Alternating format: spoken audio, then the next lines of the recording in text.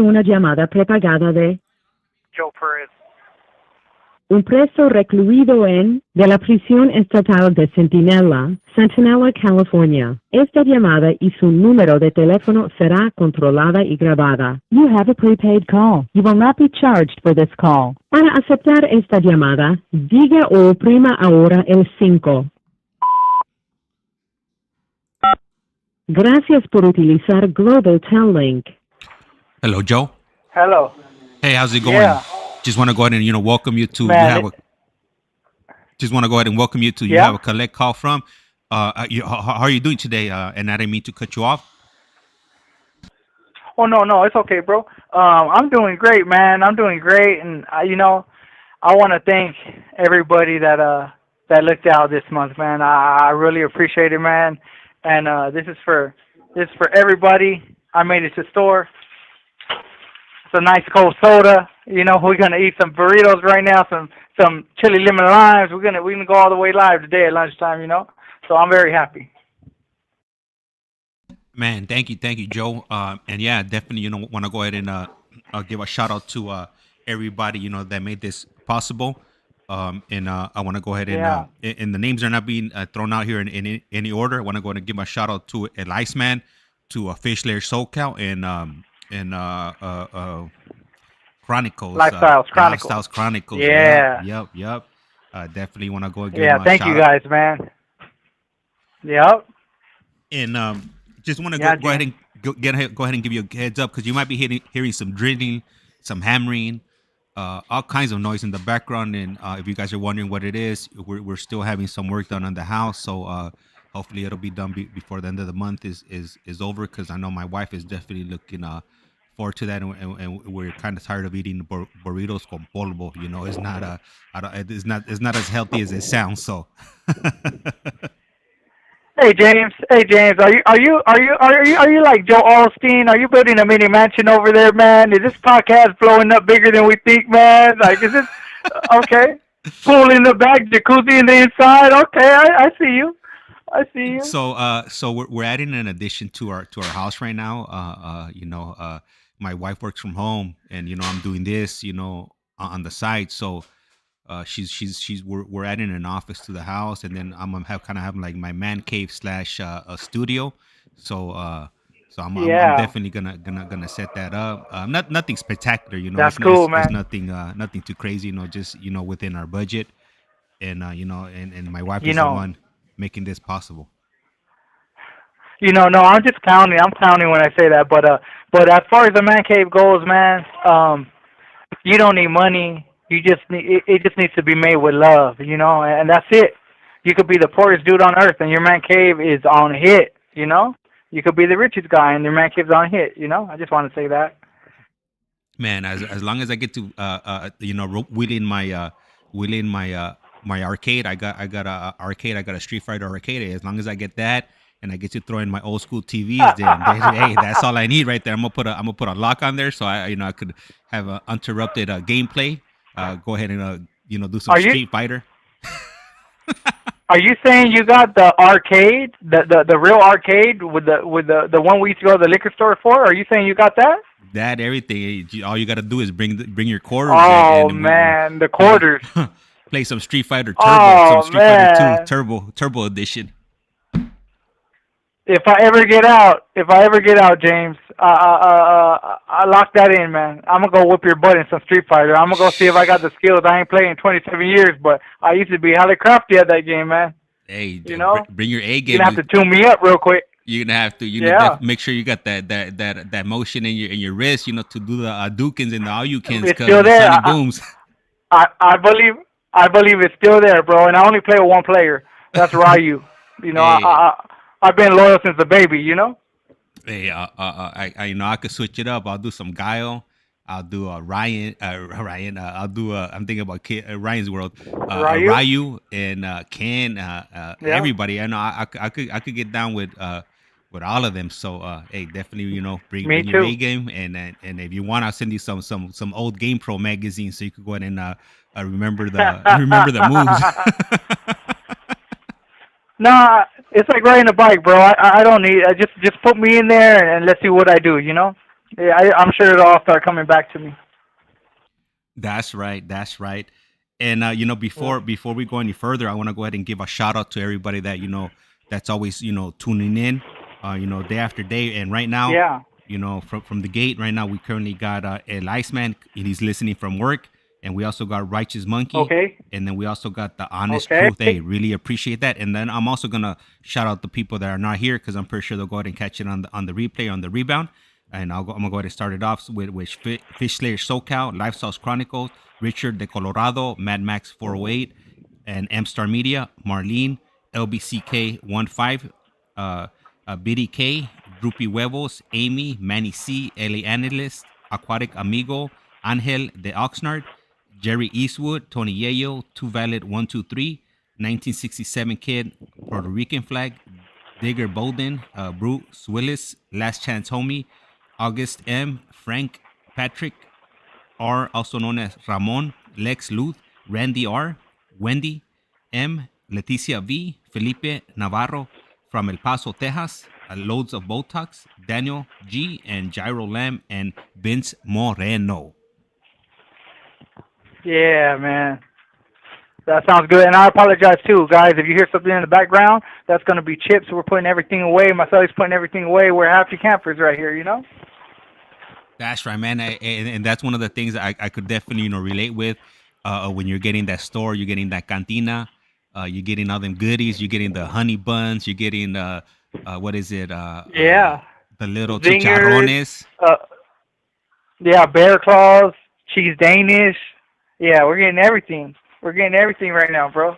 And this is one of the things that you look forward to the most in prison, like a package or store, because like we were starving for like the last 3 days. So, when you hit that starving moment, you're like, oh man, So it's a real joy today. Man, I used to love getting those jalapeno pretzels, the pretzel pieces. I'm not sure if you guys get those upstate, but in the county, those were definitely. Let me see the pretzel pieces. Yeah. Yeah, you hear that, guys? That's a jalapeno pretzel pieces that he's talking about right there, boy. We got them. We got them in canteen, James. Hey, you know what? And then the ones you guys have in there are not the same ones that we can get out here. Esta llamada y su número de teléfono será controlada y grabada. The ones we have in here are what? I said it's not the same out here as in there. Like the same brands that you guys get in there, they're hard to find out here. Yeah. Yep. Yep. Oh, I know. People have always told me that in prison. I mean, like, free people, they're like, they don't sell none of that stuff out here, guys. And I'm like, oh, I didn't know that. Snyder's jalapeno pretzel. Oh, yeah, the Snyder's. Yep. I was trying to remember the brand. Yeah, as a matter of fact, those I have seen. I've seen at Walgreens before. So, yeah, those you can definitely get it, get out here. But the ones I haven't been able to find are those hot fries. Those hot fries they used to sell in county. Oh. Those are I know which ones. Yep. Yeah, exclusive right there. You gotta have Kim Kardashian to get those connects. You gotta know people like Kim Kardashian or Bob Barker. Yeah, Bob Barker. Yeah. In case people don't know, Bob Barker does all our clothing in prison. He did our pants and our jean jackets and everything for years and years in here. But it's not the same. Is right. No, from what I heard, it's not the same Bob Barker. Yeah, no, I heard it's a different one. Yeah, I was like, man, this he got the game sold up. Okay. He's doing the Price is Right, and he's doing prison clothing and toothbrushes and all that good stuff.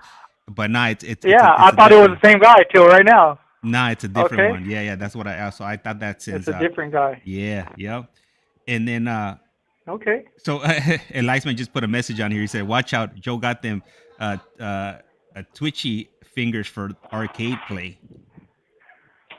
Yeah, and tell Iceman, you know what? I've seen his comments, because sometimes James he'll screenshot the stuff and we can see it, right? So Iceman's like, get ready for Saturday, and I don't even want to wish Iceman good luck because I know the Niners are gonna beat the heck out of these Green Bay Cheeseheads. Much less for all the Green Bay Cheesehead fans too, but I think you guys are taking a big loss on this one. Hey, so I'm laughing because I just read a comment right here, and Righteous Monkey put, see if he can spot me 2 sopas until next store day. The chili lime sopas preferably, laughing out loud, and some cactus. Yeah. And some cactus Annie's. Yeah, the chicharrones. Yeah. Yeah, that's exactly what we got. I got 10 bags of them bad boys, you know? Yeah, and people on the streets might not realize though, but when I say like 10 bags, it might seem like a lot, but we only shop once a month in prison. So you can only go to the store once a month, and whatever you don't buy, well, if you didn't stretch it out or you didn't make it, you got to make it a whole full 30 days before you're going to get it again. Man, I'll probably eat all that stuff like in a day and a half. I'll be messing up them chips throughout the day. Man, yeah, it wouldn't last me too long. But then I'll be all jacked up from the stomach, you know. That process. No, go ahead, go. You. I'm disciplined. I like knowing that Sunday football game day is a big nice meal, you know. And I could, you know, I'll eat a sopa all through, right? But I won't go big. But on Sundays, I always go big, you know, because I love my football in here. And, you know, obviously for Thanksgiving, any holidays like that, you know, for the majority of my time, I've always been the cook. So when it's Cinco de Mayo, I'm making like 30 burritos. I'm making everything, you know, and I'll go to day room and I'll bust everything out. And yeah, I've always been, the holidays, I've always been the holiday keeper in here, you know? Yeah, man. Hey, definitely, you guys. Definitely sounds like you guys gonna, you know, at least, you know, somewhat be enjoying yourselves from where you're at. Absolutely. And what you guys could utilize. And once again, you know, I want to go ahead and you know, give a shout out and a big thank you to everybody, you know, that's making this possible. You know, because without them, you know, it would have been the stopas, the store would have been it would have been a lot smaller. You know, so slimmer. It would have been skinny. Yeah, it would have been very skinny. So thank you, everybody. I appreciate it, man. And you guys don't know my Sally, but he appreciates it too because he's gonna eat this stuff with me. You know. Man, thank you.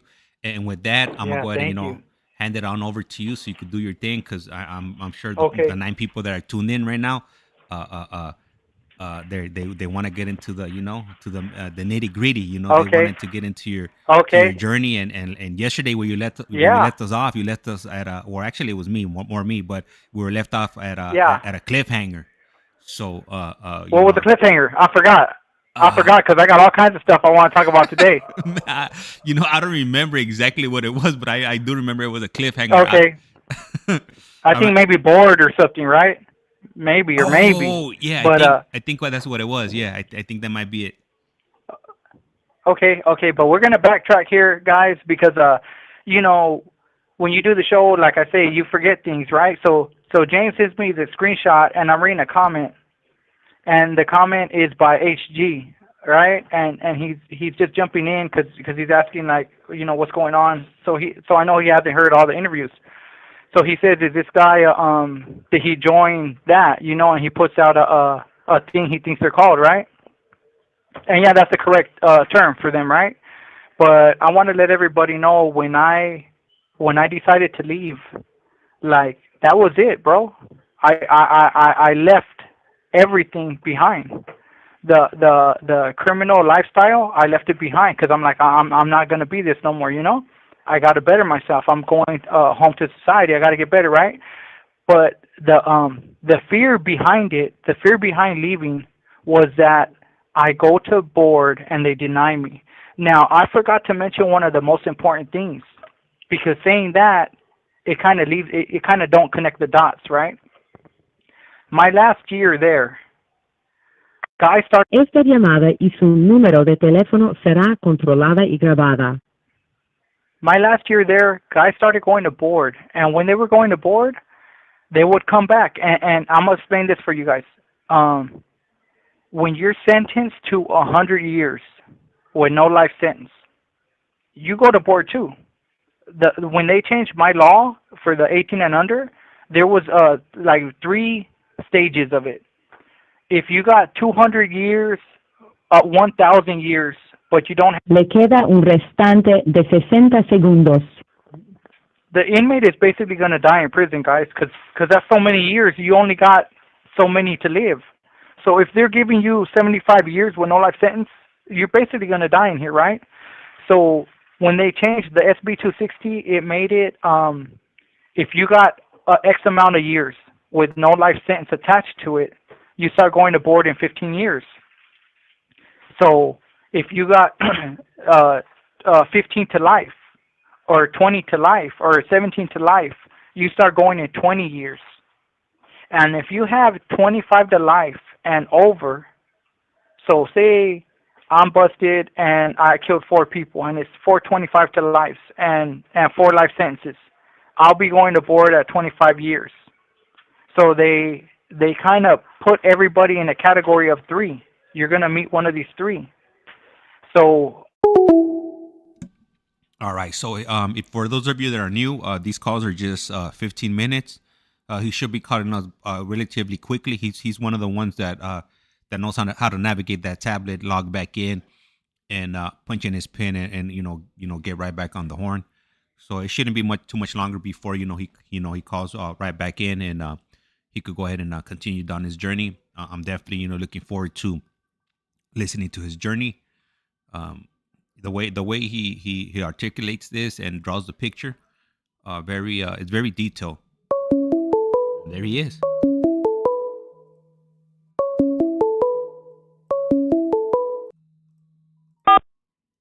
This call is now being recorded. Esta es Global Telling. Usted tiene una llamada prepagada de Joe Perez. Un preso recluido de la prisión estatal de Centinela, California. Esta llamada y su número de teléfono será controlada y grabada. You have a prepaid call. You will not be charged for this call. Para aceptar esta llamada, diga o oprima ahora el 5. Gracias por utilizar Global Tel Link. Hello. Hello. All right, you're all yeah. good. Okay, so they break us down to 3 categories. Either you go to board in 15 years, or you go to board in 20 years, or you go to board in 25 years. Those are the categories. So my last year there, all the guys that have like an X amount of number with no life sentence, they started going to board. Say you got 30 years, 60 years, 75 years, 80 years, right? Those guys started going to board. Reason being is because they had already done the 15 years. So like me, I haven't done 25 years at that time, so I'm not going to board. The guys in the 20 category haven't done 20 years, so they're not going to board. But these 15-year guys, they start going to board, and we see that. So they will go to board, and they will come back, and we'll be like, "What happened, fool?" And I just came from board, and no one's even talking about it like a big thing. Like it's not even a big thing to us on the yard, right? And we're like, "Oh, what happened?" And they're like, "Oh, these fools said they say go to B yard and they'll let me out next year," right? So when they say that, we know B yard is the SNY yard. So we're all, myself included, guys. I'll be like, fuck them. If they're not gonna let you out, they're never gonna let you out. Like the mentality is still very much corrupted right there, right?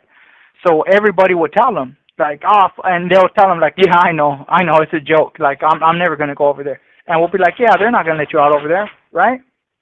No one would actually think of the individual that came back that will go to B yard. We wouldn't even think it. But we will be like, oh, they're just full of lies. Us versus them mentality. The government's against us. Everyone falls into that. So the first guy comes in and he says that. So as the year is coming down, and I don't know, my son has cancer yet, right? It's about eight of the homies that go, and they tell them all the same thing. So every time one comes back, we're like, what they say? And they say, go to B yard, we'll let you out next year. And we're all like, same old story. Forget them, F them, this and that. But around the 5th time, the 5th guy comes back. We know already what they're gonna say, because the other 4, the other guys tell us. So the 5th guy comes and he says the same thing. So when my son got cancer, and not when I found out he got cancer, but when I find out my wife's talking to families that lost their children that are trying to prepare her how to deal with this when he dies, when all that shit's going and my mind's racing and my mind's like, you scumbag, you thought you put your wife ahead of everything, you thought you put your mom ahead of everything, but really you put this life in here. ahead of them. So when all that's happening, that's part of my thinking. It's like, if you go to B Yard, they'll let you out next year. They've been telling all these guys that. So that was a major thought process in my thing. Like, if you go now, you go 2 years before they even meet you. So they're not going to meet you at board and tell you, go over there. They're going to meet you and say, thank you. You did it on your own. We didn't have to tell you. So this is kind of like the logic in my mind when I decide to go. You know, I'm not naive to what the board is telling all these guys. And I'm not naive at the fact that I'm a 17-year-old kid that got life, and these laws that passed, they're tailored to fit me. I'm the poster child of what these laws were created for. None of this is far from my mind when I decide to leave. But if it wasn't for the cancer, if it wasn't for that wouldn't have pushed those thoughts so. Esta llamada y su número de teléfono será controlada y grabada. That wouldn't have pushed those thoughts at the forefront of my mind. Like without him getting cancer, there's no fear, there's no urgency to go home that fast. It's just not there. And leaving is something I never thought I would do. Like, in a million years, I could not see myself leaving. And when it happened, it was surreal. And that's why, like, I was emotional, I was distraught. Like, that's why I was going through such a hard time, because it was just, it was real life. I was really experiencing it. And as I said, I did this to go home at the first board. Like, I wanted to go home to my mom. I wanted to go home and be there, a good husband. Like, if he dies, I need to be there, right? And it was just like I said, it was the hardest thing I ever did, you know. But when I knew that I was doing this for my family, I did not know that as soon as I would do it, it will feel like I abandoned my family, you know, because these people I spent the last 23 years with, and some of them on the streets, a lot of them came to decide a long time ago, like, but none of that matters, because you still feel like you're leaving your family. And I felt like I abandoned them. I felt like I'm turning my back on them. Like it's almost like if I was saying, you're holding me back, and I have to separate myself from you. I have to get out of this, because I can't do it with all you guys too, you know? I can't drag the pile and make it out at the same time. Like, there's no way I could do it, right? So for all those things, it was hard, you know? Yeah, it was hard. At the same time of all that, I've always been selfless, right? I've always been selfless. I always put the homie before me. I always put, like if there's danger, like, hey, you guys go. I'm the last one. If someone drives up, you know, and a lot of us are selfless out there, you know, give you the shirt off my back. I'll give you my last suit, because me and my Sally ate a good meal today, right? So when I did that, I felt this huge sense of selfishness, right? Like, you're fucking selfish, dude, you know? You're leaving because you want to go home, because you want to get out, because this law caters to you. So these were all feelings that I was feeling at the time. And I didn't even realize it until I had that conversation with you guys yesterday. And then later on in the day, you know, I started thinking about it, and that's why I was hurting so much. That's why all the pain was there. That's why these cops were like, hey, you're not going to kill yourself, right? Like, that was their main concern when I left.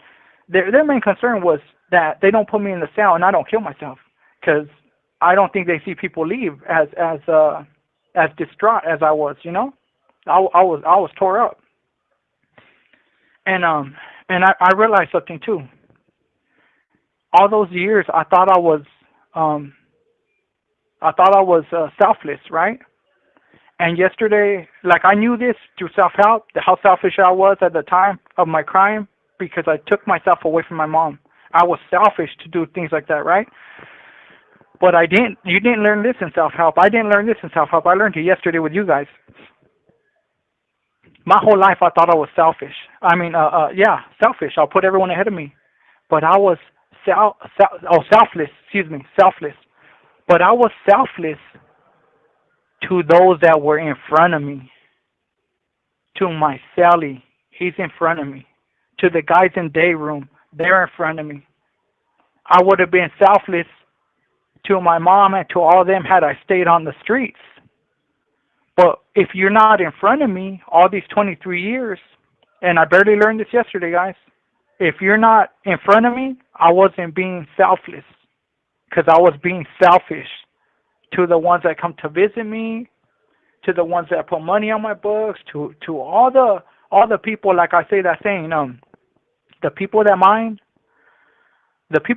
don't matter. The people that matter, they won't mind. They will be by you forever and a day. They will be by your side. They won't, it's going to be a hard thing to drive those people away. When Oprah had her show, she said something one time, and she goes, the people that love you, they will love you. And when she said it, like, I'm deep in the lifestyle, but it clicked, It clicked because when you have to be patient with somebody, when you have to be understanding to somebody else, like if you love them, you will love them through anything. And that might fall more like on the relationship side of things, but I just thought I'd say it because it's right up in the alley of that, And there's something I want to clarify to the audience and the viewers, because when I said it yesterday, I thought about this too. And I go, oh no, that's not actually the whole truth, right? So when James is talking about do you have to tell and all that, right? I'm going to jump into that.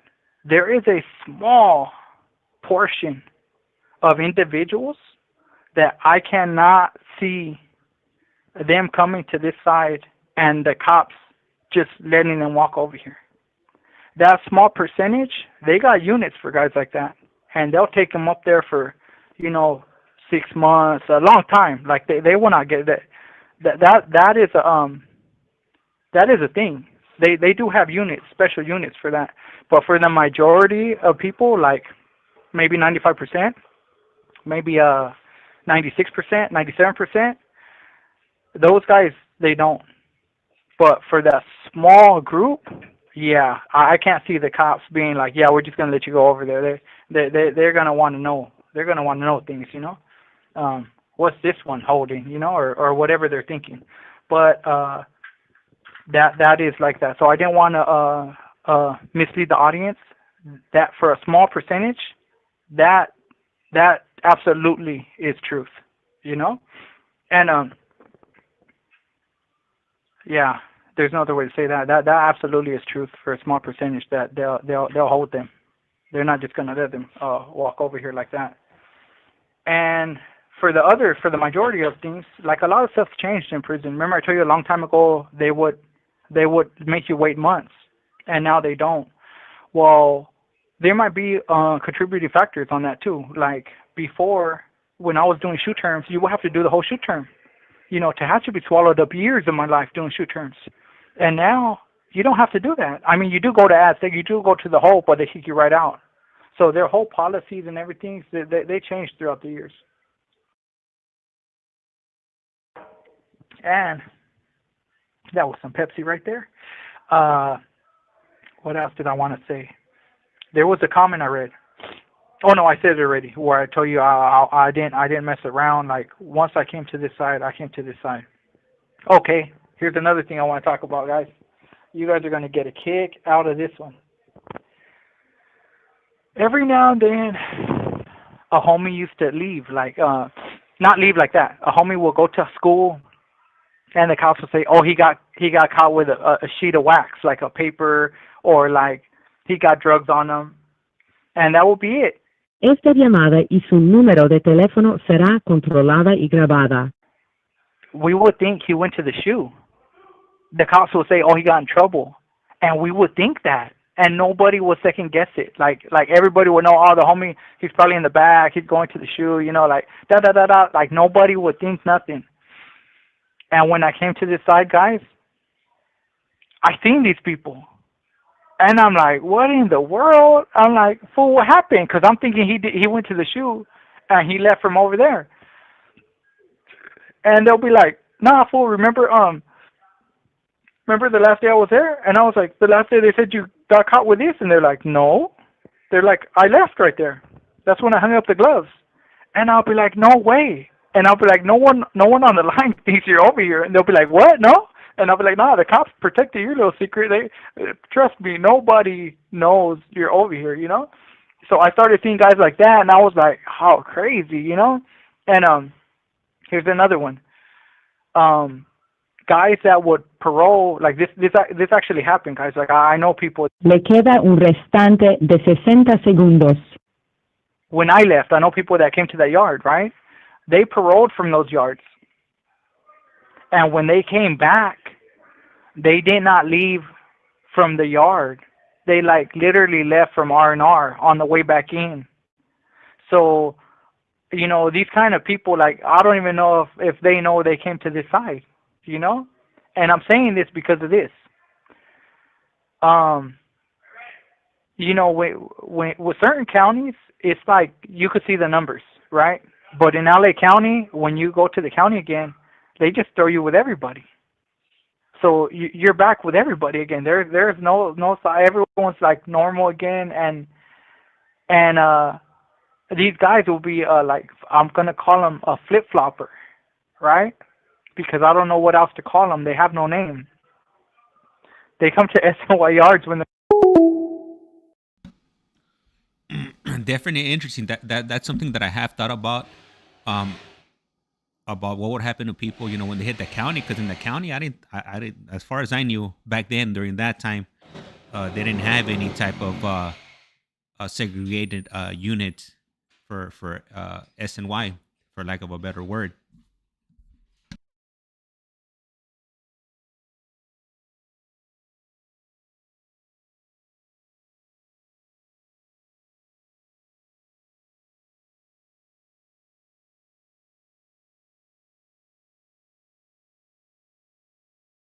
All right, sorry about that.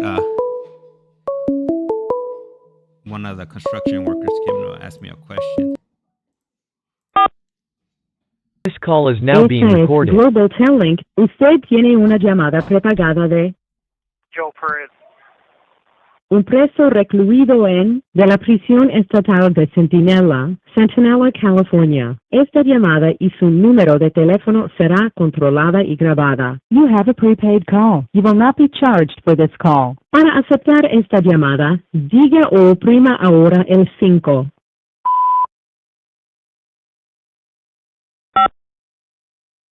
Gracias por utilizar Global Tel Link. All right, Okay. Joe, Okay. it's all yours. Yeah. Okay. So what I'm saying is, guys, that and I don't think everyone does this. It's a very small number, but some guys on the SNY yards with me, when they go to jail again, they're active again.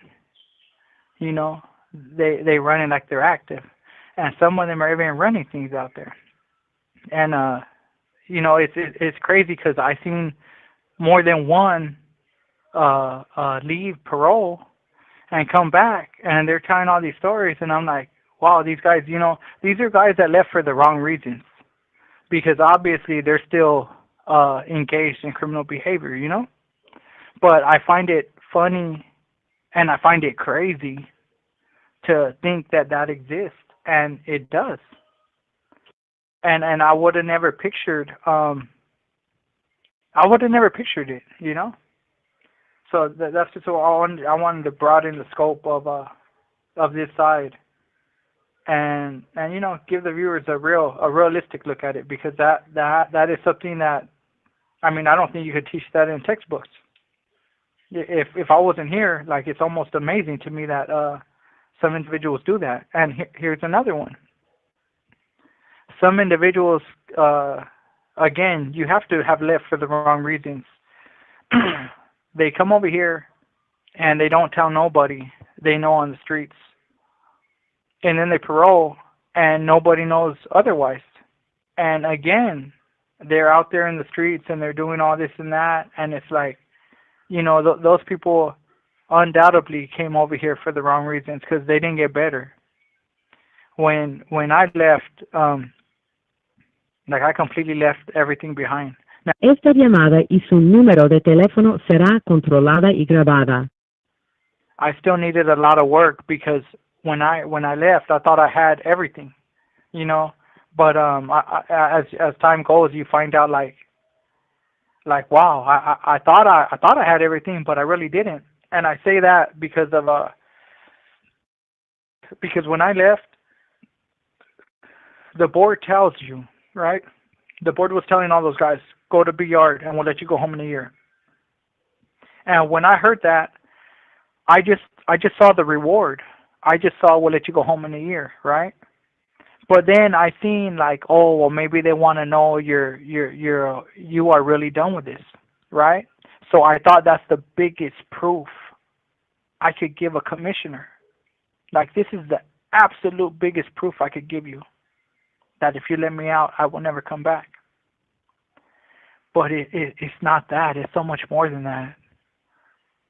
When I left, and when I could give myself a separation, a space, right? When I look back, you know, the image is clear now of how dysfunctional it was, you know? And it's like a woman getting beat by the husband. And all her friends are telling her, hey, get out of there. Stop being with him. Da-da-da. And this was just whooping her. And she's like, oh, no, but he loves me. And you know, she's going through some stage in her life. And she really believes he loves her. And she stays. Now, say she separates from him. And she's with a good dude now. And she's like, what was I smoking to stay in that relationship? You know, like, what was wrong with me? And the truth of it is, guys, she just couldn't see. You know, she couldn't see it. So when I left, that's how I look back at it. Like, I couldn't see it. It's like them shows you watch and they're whatever religion they are, and it's like a little cult, and you got people trying to save them, and they don't see it. And, you know, they struggle. And then when they do, like, you look at them 4 or 5 years in the future, and they're like, man, that's the best thing I did. That's the best thing I could have did for my life, you know? So I know we're not all there. I know everyone who left is not right there with me because these guys do join gangs on this side. And they do continue to use drugs, right? But we're not talking about those guys because those guys are they're still lost. They're lost in the sauce still, you know? They still need help. And they're at this point in time, they're not willing to help themselves, you know. But some people came over here, and they really got it together. And these are people I admire. These are people in my circle. These are like the only people I hang around with in here. Because if you're doing drugs, like, I mean, that's fine and dandy, but I can't put myself. I can't be close to that, you know. I got to have barriers. I got to have boundaries. I got to have limits because when I was young, I was limitless. Like I would do whatever I wanted. And now I gotta place things, you know. And the kind of teachings they were teaching me in the first SAP that I was ever in was like danger spotting. And I didn't know that at the time, the word, right? I'm like, danger spotting, what's wrong with these people? We ain't in the jungle. We don't got to look for no animals trying to, right? And they were like, you do that every day. I bet you when you're out there running in the streets, that you might look at one street and you might be like, no, I'm not going to go down that street. And it's absolutely true. I gravitated towards that statement. And they're like, that's danger spotting, guys. So what we're telling you to do is like, you know, avoid your triggers and danger spot. And I didn't really, when they were teaching it and when they had me teaching it to other inmates, I didn't get it. And in the future, after I came to decide, a lady was like, you know, you gotta know words to give the word power. You gotta know the word to identify stuff, right? And when she said that, it clicked for all those old teachings. And it was like, yeah, I get it now. Like, it's true, you know? The more we know, the better we are equipped at life. And the less we know, it just hurts us, you know? It's like being in a job. You know all the right things. You get promotions. You get more money. It's easy. And when you don't know, it's hard, bro.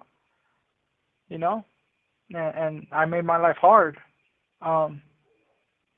I don't want to say like lack of knowledge, because I was doing everything myself, but it does help when you know things, you know, and when you're willing to change and when you're committed to change. I would think that's the most important. Now, being on that yard, I told you I already left that other block that I was like, oh, this is Dateline, I'm cool on this one, you know. I left it, and then I seen the rest of the yard. It looked decent to me, so I felt normal again. I felt more comfort, because when I left, like I told you, all that selfish and selfless and abandonment, like I felt like I turned my back, like all that, you know, you carry shame with that, you know, because it's like, damn, fool, like, and then your own self, your own thinking was like, I would never leave, I would never leave, I would never leave. And even when you know you did it for a good reason, it doesn't soften the blow. You know, you still feel it. And when I was there, I told you guys I got baptized. I called the guy and I felt free. And I was like, hey, baptize me. And all the church guys, they were tripping out because this guy knew me and would talk so good about me. And we dunked my head, like dunked my whole body in there. We sort of a big old tub, bro. And it was the most amazing feeling I ever felt. And I was right there with the counselor one time. They call you for committee and all that. And this counselor, he's such a good gentleman, you know. Most counselors are like robotic. They're like mean to us, you know. And this counselor was telling me a story. And he told me about some lifer that got paroled. And before I continue, I want to say, on this yard, I never seen a lifer parole. Like, I haven't seen nobody parole on this yard. Even though it's SNY, it is not, there's nobody paroling off of this yard. So back to the counselor.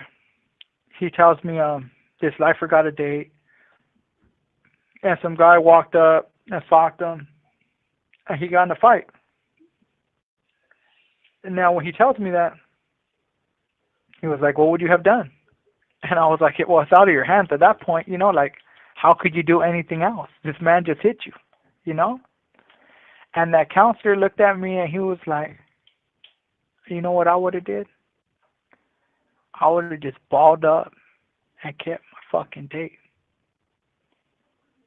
And when he said that, like, I grabbed it, but I didn't. You know, and he gave me this real stern look, you know, like a father to a son look, you know? And he could see I'm on the right track. He could see it that I'm going there. But this is that fine tuning, guys. This is that oil change I'm talking about. At that point in time, if that would have happened to me, I wasn't ready for it because I never even thought about it. So you have to think about things before they happen, or else you're not going to react properly. Like, instinct takes over. And for the past, all this time, my instinct is one way. So when I went back to the cell, I thought about that for like 3 weeks. And like thinking hard on it. And I went back to that man and I would talk to him. We started talking in that counselor office, like, about life in general. He was an old Army dog. He'd been to the Army for a lot of years of his life and all that. And we would talk, and I was like, thank you, fool. Thank you for telling me that one day. Because now I'm training my mind that if that should happen to me, like, you just block and you do not engage. You just block little fists here and there and put your hands up so they know you're not fighting, and you continue to walk back. And in a little bit, it's going to be over because all the cops are going to come running anyways. But if that counselor had not shared that with me, that fine-tuning would still be off. and he opened me up to that. And for me, it was simple too. I mean, I know everyone's free and everyone's out there right there. Like, I'm not saying, you guys have to abide by this, but I have to, because if you get in any write-up, like, it's a hard sell for them to still let you out, because you're continuing the pattern that I don't care. I don't give a fuck.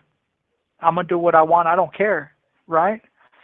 So that conversation with him helped me in the future of this, because now I'm avoiding stuff and I'm just like not engaging. I'm not saying somebody's tried to swing on me after that. That didn't happen either.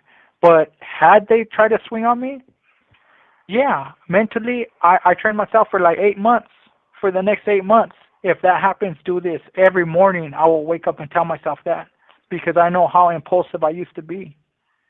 And you got to combat that quickness with thinking about the consequences, And if that counselor didn't have that conversation with me, I would have never even been thinking that. And that might have been mine. That might have been a thing I step on and blow up in the future. So I had to think about that. Now, Esta llamada y su número de teléfono será controlada y grabada. Going to the future, what happened was, COVID would come around, right? And COVID came, and I was with cellmate. I'll tell you this before. When you're on GP, like, people have character, man. People will not steal from you, right? But when you come to this side, and I didn't know this, it's like a learning curve over here.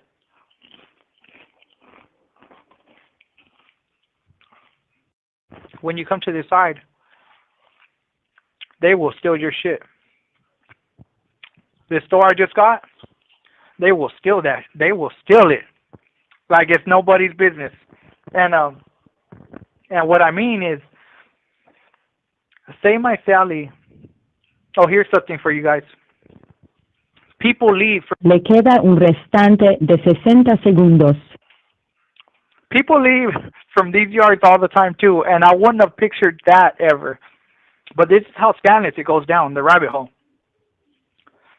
Say my Sally wants to leave. Say he's buying all these drugs and doing all this, right? And he's like, you know what? I don't got the money, and if I do, I'm not going to pay. So what they do is they wait for you to go to the store or wait for you to get a package. You won't know, and then you'll go to church. You'll go to a program. And when you come back, all your stuff is gone, and he's gone too with it, and he's in the hole. And you'll be like, what the heck just happened here? So these are learning things that I had to learn on this side, because it's just different, You could never do that on the other side, because no matter where you came out, they will be waiting for you. And they will be like, we're going to get this fool. Like, he stole. And it's funny because... All right, guys, I'm gonna go ahead and remain silent just because we got some hammering going on over here, and I don't think it'll sound too good on your side. As soon as the call connects, I'll go ahead and pick it up.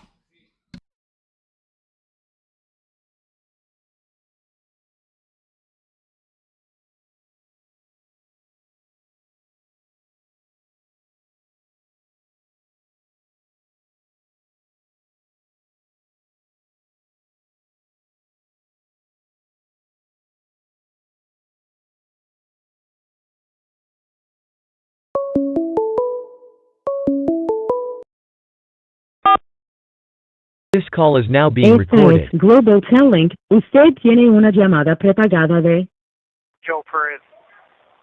un preso recluido de la prisión estatal de Centinela, California. Esta llamada y su número de teléfono será controlada y grabada. You have a prepaid call. You will not be charged for this call. Para aceptar esta llamada, diga o oprima ahora el 5.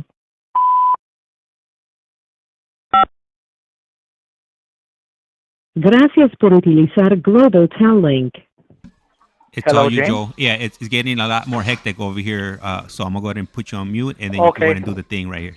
Do you? All right. Or do you got to take your daughter to school? Not yet. Or no? Handle. We still got Okay, still have okay. at least 2 more.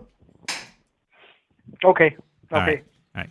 So when you come over here, guys, like you got to get used to a whole new prison setup that you have never seen before. You did not know existed, and it's strange. And you're like, you start figuring out like I'm telling you the comparison. Like they will never do that. No one could do that over there, because if you come out the hole, no matter where you go, we're gonna be waiting for you, and we're gonna punish you extremely because you stole from a homie, you know. And in prison, like they got a term. There's nothing worse than a jailhouse thief, right? That term has been in here since 1997 when I came in here, right? Like you can't steal like that. I would view you in my old self as a coward, because I'm like, if you're gonna steal, you go to that man and you go tell him, like, hey fool, I'm taking this, and you like punk him out, and that don't even happen, you know. But if you're gonna do any kind of stealing, in my mind, I would think that's how you do it, right? Now, this goes back to the separation, right? Like I left them, and I needed to look back and see how dysfunctional it was. So when you're on the streets and you steal, what happens? Like they take you to jail. You did a crime. So remember I said we're like a society in here, and we're making a new society. So if you steal in jail, we punish you. Now when you look at it like that, like how criminal is it? Or are we just trying to be another United States within the prison system? You know? Are we trying to regulate laws and enforce them? You kind of get what I'm saying? Like, it makes it seem pointless. Because if you were still on the streets and you come to jail and steal, then it's much easier to be like, well, we shouldn't have even been stealing on the streets. If you can follow that in here, how easy would it have been to have followed down the streets? But you justify and you do a lot of things, and it's backwards in nature, you know. But I got off subject. I don't even know what I was talking about. Oh, the craziness when you come to this side. That's what I was talking about. And another thing I thought crazy was this. You know, I've been in prison 23 years. I'm used to prison being prison. And when I come over here, and I'm coming for a better reason, right? But it does not take away the fact that my mind is getting readjusted, and my mind is thinking like, dang, that's crazy. So, you know, at this point, I've seen a lot of fighting already on that yard. But I see a cell fight go down. And I'm like, okay, like any other cell fight, that's what I'm thinking. But no, it's not. Like, you can't even trust your cellmate to fight them, because they're fighting in the cell, and one of the inmates starts screaming, 242, help! And we're like, what the heck? Because you would never hear that on the line. Like, you just would never hear it. It would never happen. So when I first hear it, I'm tripping out, like, what the heck? That fool just called for help. Like, heck no. You know, that it's funny to me. And then when it all comes out, he started the fight. And it's like, dang. Like, you know, this is a different atmosphere here. This is, not saying everybody would do that, but I am saying that somebody did that, and I've seen it more than once, you know?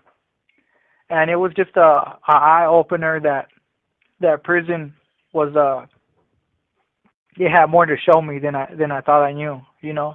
Like, these buildings are the same, it looks the same, yet it's a different world over here, you know? It's just different. So, but we were going to COVID. And when COVID started happening, a good thing happened. They took away visits, right? So what that means is the only prisons that would have still had drugs would mean that, like, you would have had to have a CO or somebody that worked in the prison, right, to bring them, because no longer could a criminal bring them by themselves. I say this because everybody started getting sober. The drugs ran up, so all these guys that use drugs, that stick a needle in their arms. This is the huge problem in the California prison system. Now they're all getting sober because of COVID, and I think that's a good thing. And I could see them exercising, and you could see them go through the kick, but now they're getting better.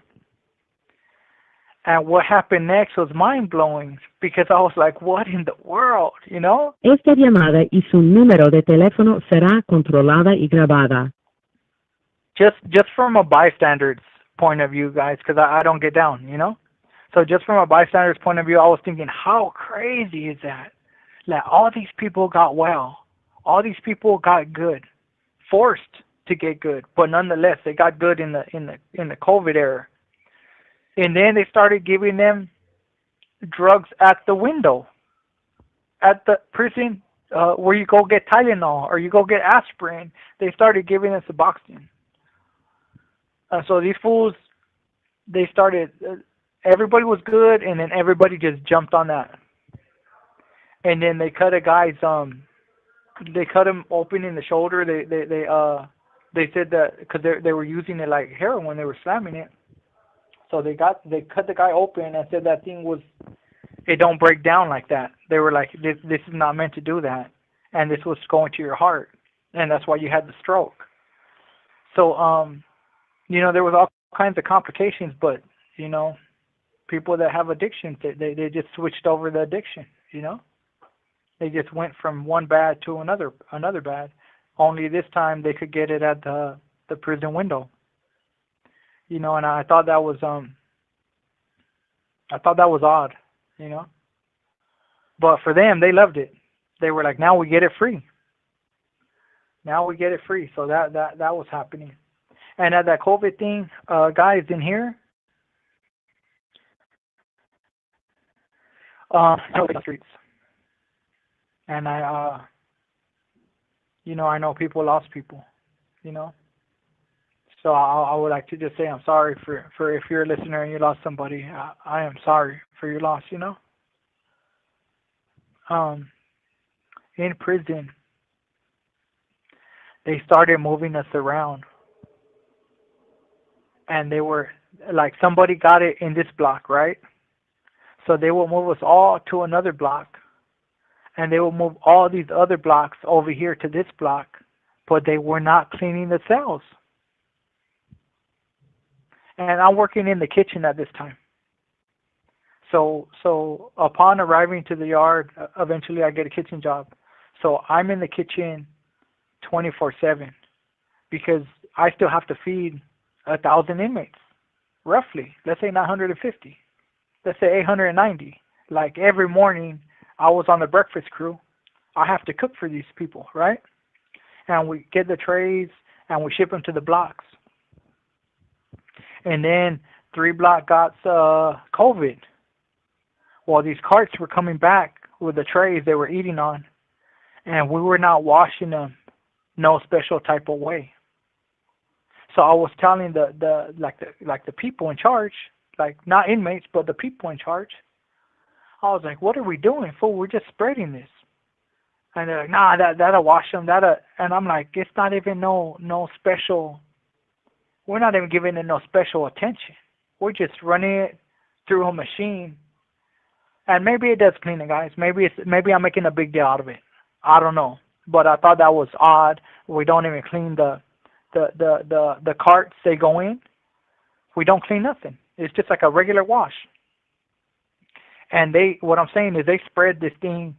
They could have just left everyone where they were at, and you get sick and you get over it where you're at, right? But instead they said, oh, the vents are connected. We got to move. Well, where are you moving us to? But other cells. And then that thing blew up. First of all, it was a couple people. They did these moves, and everybody in here was getting COVID. I feel like I had COVID 8 times already because we're so close to each other, and it just keeps recycling, right? And it got to the point where none of us will report symptoms or COVID no more because they will slam the program down. I heard that was bad right here at this prison before I got here. They'll slam it down if you got 3 or more cases. So now we're trying to tell all of us, like, don't report if you're sick because they're just gonna slam us down. That's no this, that's no that, that's no family. Esta llamada y su número de teléfono será controlada y grabada. That's no family visits. And the big thing here, guys, is that your wife will buy the hotel because we're way up there. She'll buy the plane tickets, and that's all kinds of money because she's probably coming from LA to Susanville, and all that money's gone because somebody reported they were sick, and he was the 3rd guy to report it in the last month or whatever, right? So it was we had a long time of that, and they moved us all over, and some of us didn't get canteen for almost 3 months. You know, it was a real rough patch in the prison system. And I remember there was this old black guy too. And like we thought he was dying on the tier. We thought like this guy's he's too bad. You better get him help. You know, all of us are saying like get him help. And the cops don't want to hear that, so they're just like well, his temperature is 105, we'll take him to the hospital. I remember one of them shooting off a comment like that. And I was like, 105, ain't that like I mean, I think that's too high, you know? I mean, I think that's too high. I don't know what that will mean in real life, but I think like this fool's dying, or this fool's like, that's it, you know? And that's what we went through with COVID. Those kind of behaviors, and they put up all kinds of special tents in the day room. They didn't even use them. They put up all kinds of special equipment. We never walked through none of that, you know? It was like a waste of government money, at least in the prison I was at. Maybe not statewide, but definitely where I was at. And anyways, I get a level 3 override, and they take me to another yard right there, and now I'm on the level 3, and now I can actually see people going home. Like I see the first guy that got a date before I got there. Yeah, he's from Sacramento, I think, and he came in for shooting at the cops on the streets. Didn't kill nobody, but he does have attempted murder on the cops. And this guy had life, and they're letting him out. I think he did 26 years. And he's the first time I see somebody, like, physically see them.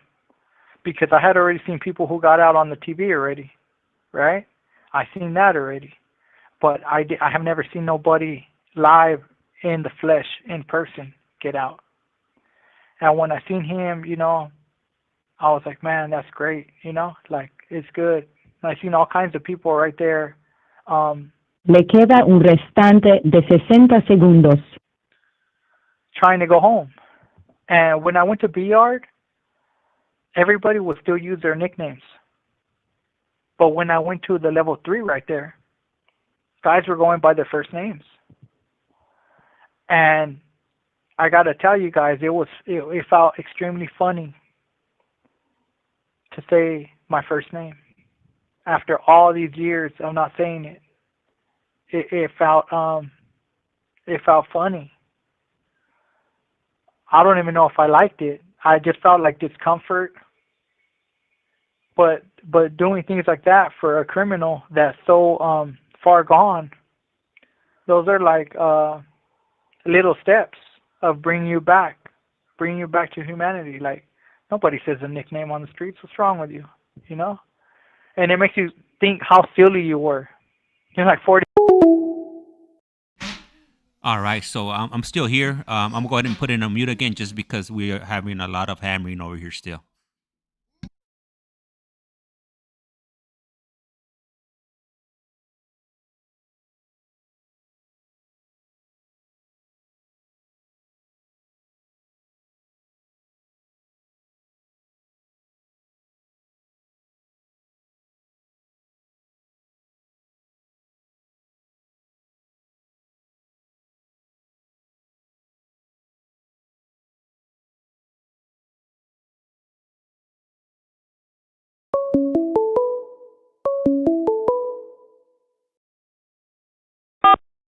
This call is now being recorded. Este es Global Telling.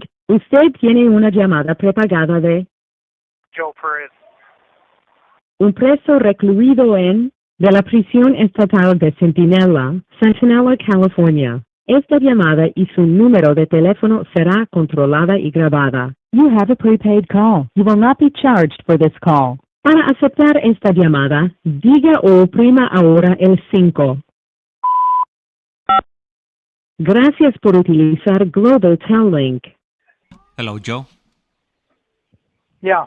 All right. So this is after this one. This will be our last call. So maybe like 2 to 3 minutes before we get the 15-minute call. Go ahead and chime in, and then we could go ahead and give our shout outs, and then call it a day for now. Okay. All right. Okay. All right. Cool. I'm gonna go ahead and sounds good. Yeah. Put it on mute. Thank you. Okay. Thank you. So now I'm seeing the first guy go to board, and now I didn't explain this, guys. There was a bill that was Prop 57, and the bill was saying that they were going to give us time back, that things were changing, that they will speed up our board dates. So long story short, with CDCR is they played with that for 5 years and never sped up. At least my date never got sped up. They played with it till it was over with, and then they gave it to me in the past when it didn't even matter, instead of giving it to me now. And in my calculations, you got to get letters of support. So I ended up getting letters of support for a couple times, before I actually went to my real my board. And then the day comes where I go to board, and I'm so confident, and my celly's like, man, this is it. And I'm like, I'm going home, bro. Like, I checked all the boxes. I did everything they want. Like, there was no part of me that thought I was going to stay in prison. So I go to board, and I got a good psych, and that's hard to do. And when I go in there, I didn't really submit too much on paper, because I figure, like, we would talk about, they talk about these board hearings lasting 6 hours, and, like, how did you grow up and all that. Like, some of the things I shared with you guys. Well, we didn't do none of that, It was more like,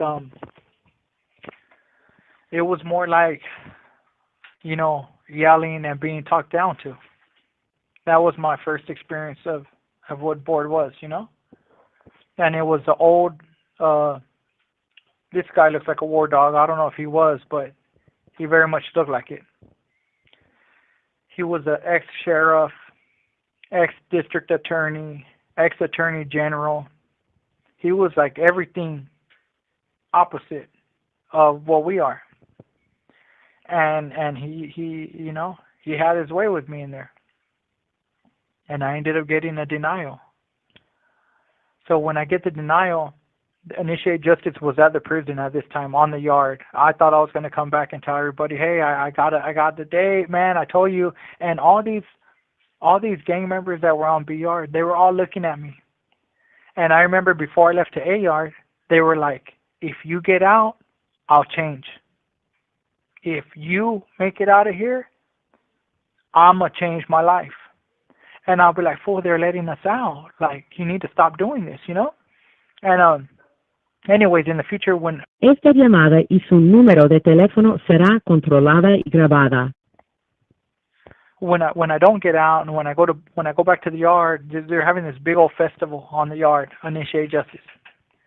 And I thought I was going to tell everybody, hey, like, I made it, guys. Like, they gave me the date, And I didn't.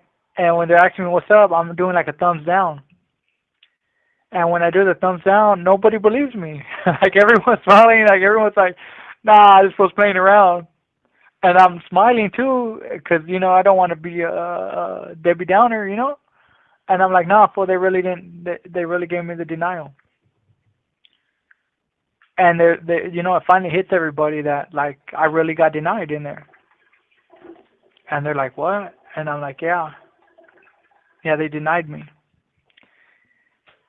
And that is an extremely, I wasn't ready for that. And I know it's hard to get out on your first board hearing, but I felt like I had done so much that that they would let me out. Now, what they felt was like you just left 2 years ago, which I thought they were going to give me a credit for. And like, you didn't even have to tell me. I even told them in there, I did this 2 years before I even meet you. You didn't even have to tell me this. Like, you told everyone over there this, but you didn't have to tell me because I did it on my own, Well, they didn't look at it like that. They looked at it like, you got all this time being a criminal, and we're only giving you 2 years credit of time for being good. And to me, that was like it was like a slap in the face, right? Because I'm like, you're giving me 2 years of COVID time? 2 years when I can't even go to no programs? 2 years, I got all these programs, but you're saying these 2 years are all I got when I don't literally do nothing. And they were like, yeah. They were like, yeah, that stuff you did over there, that don't count.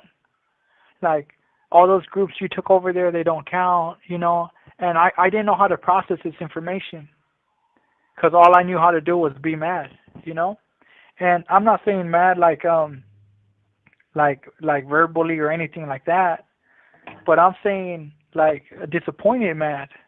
Like, I done so much, I felt like everything on the boxes I exceeded. They didn't tell me to finish college. They told me try to get in a college class or two.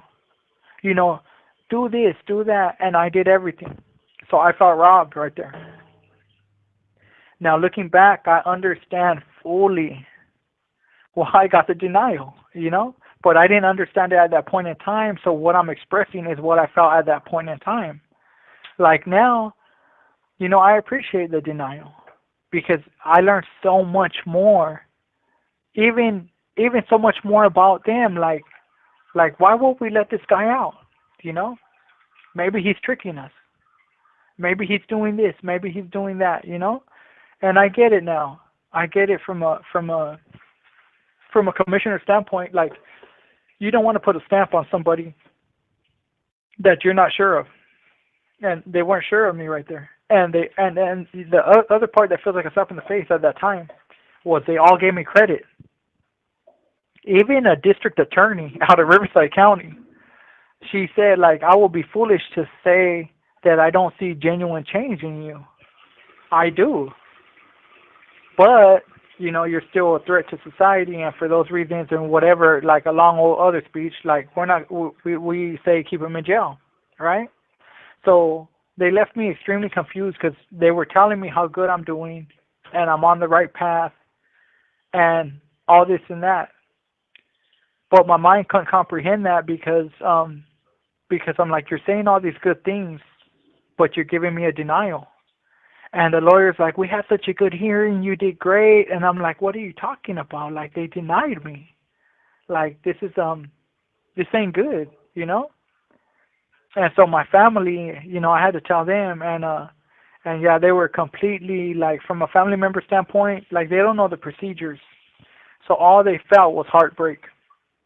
All they felt, keep in mind, they're deeply rooted in government this, government that. So they had those kind of thoughts, like, oh, the government's crooked, they just want to keep you forever, this and that. And it was a hard thing. So we'll continue on with the next part of my life in here, and we're getting close, guys, to where I'm at now. But James, if you're there, you want to chime in and close this up?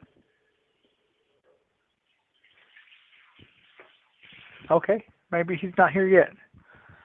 But and I don't know the names. I don't know all the names, bro.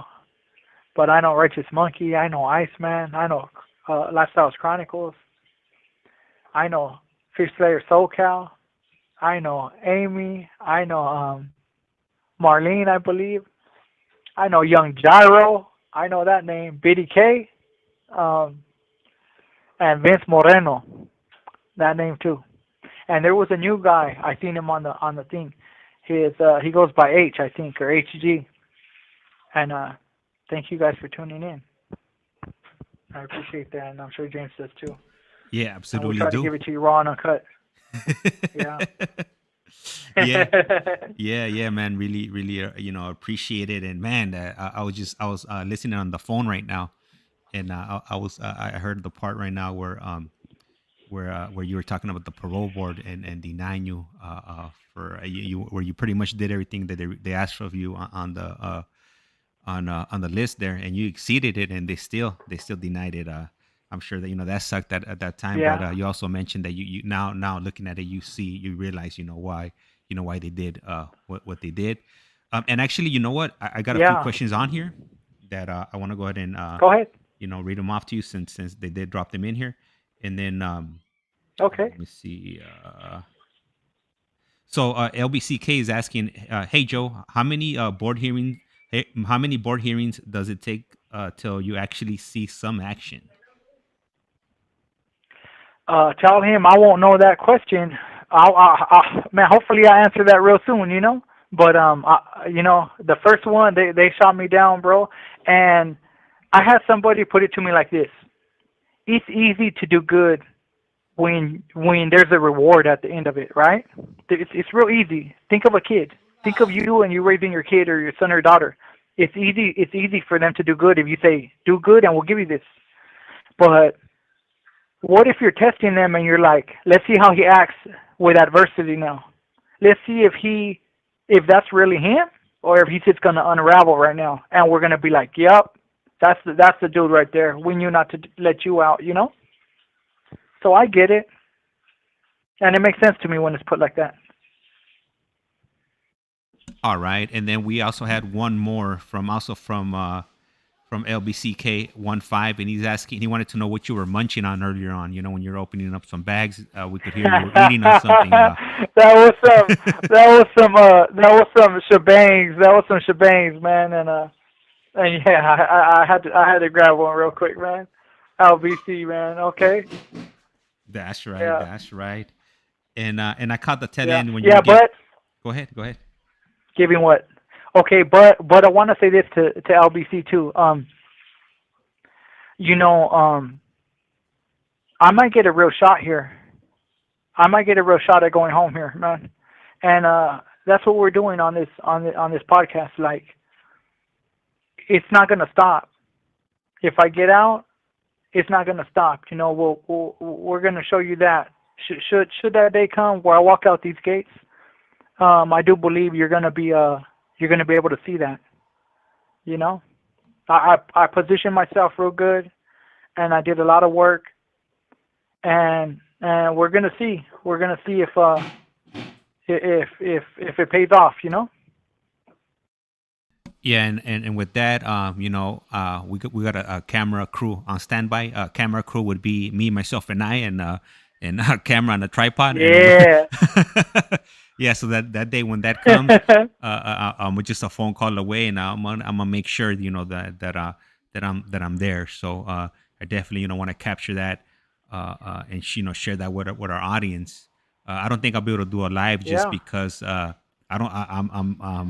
got it. I'm assuming that the internet right there, or the 4G or the 5G or the LTE or whatever signal they got out there near the prison probably won't be. Well, it might not. Yeah. It might not, James, because I'm looking out the window and all I see is vast land, empty space. We might not have satellites put up over these things.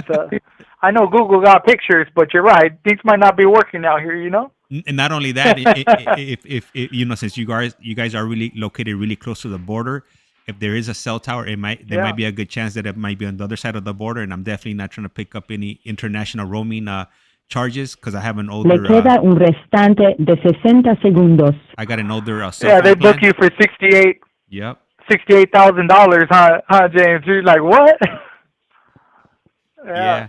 And I know we're short on it here. I'm gonna go ahead and take a screenshot of all the comments and whatnot. Send them on over to you. And like I said, thank you. You're welcome. Like I say around here, life's like a candle. Once you blow it out, it's gonna be lights out. Yeah, think positive, kids. Esta llamada y su número de teléfono será controlada y grabada. All right, then, Joe. And then there's a last comment on here for you. It says, "Don't give up, Joe.